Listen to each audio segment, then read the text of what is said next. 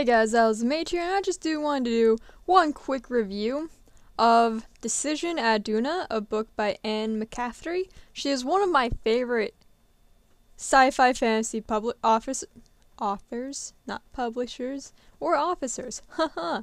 But this is probably one of her earlier books. It was written in 1969, when female authors for this type of genre weren't that common. She does a really good job at it. Decision at Doona takes you for a ride.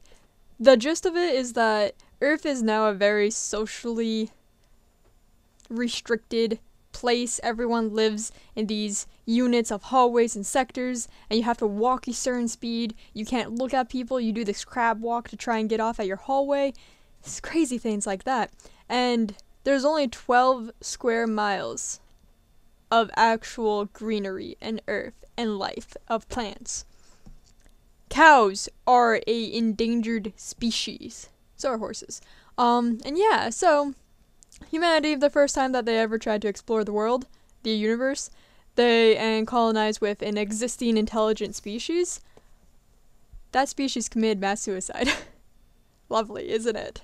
And that was like 300 years prior to this book. And so now they are no longer allowed to cohabit a planet whose indigenous species is intelligent. So they find this planet. It's like basically sister Earth. It's pretty much exactly the same. There's different plants, obviously, and other types of species. But like the gist of it, the oxygen, the water, everything like that, is the same as Earth. So it's very habitable for humans. They want to colonize it and start bringing back these endangered species like cows and horses. They're like, okay, this is great. This is all really, really good. And then they found out that there's another species that lives there called the cat people.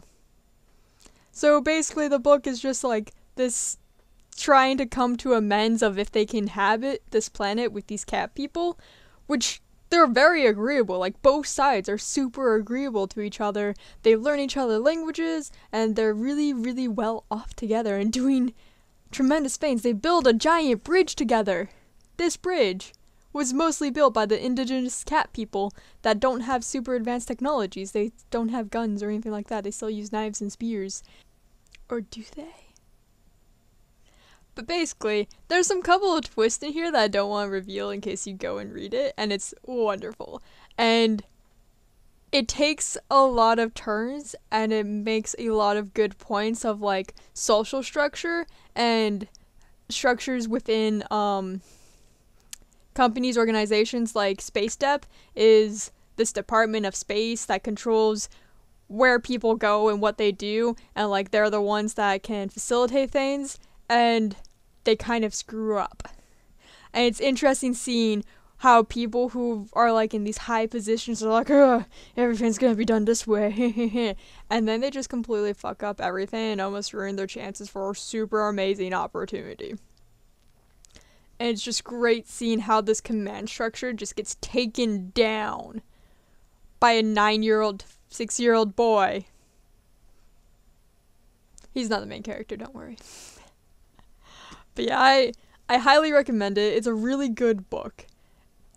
Even if you're not into hard sci-fi, it's a really good book. There's not too many hard sci-fi elements in it. The actual concept of this book doesn't focus on that. It focuses on social hierarchies.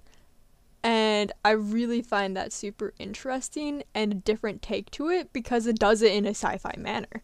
And it's amazing, and I love it, and I... strong recommendation here. So, Decision at Doona, Anne Mccaffrey. These are the giant cat people, a kind of poor illustration compared to some of the things that they were told. But yeah, please, please, please read if you even seem slightly interested in it. Most libraries should probably carry this because this author is amazing. She's highly regarded in society, and she's dead now, unfortunately, but whatever! She's my inspiration to write. One of my inspirations. Also, look at how, like, vaguely Asian that arch is. I remember that every time I look at this cover. But yeah, if you guys have any suggestions of books that I should read and review, please let me know in the comments down below. I may or may not eventually get to it. Especially if it's on my large bookcase of books. There's 3 of them. You see, you can only see that one shelf and then like a fan of clothes, so it doesn't look like I have that many books. But there's another two bookcases this direction that you can't see, that their entire consistency is of books. And one shelf of VHSs, because I collect things from the past, apparently. But anyways, have yourself a magical day, and I shall see you next time. Bye.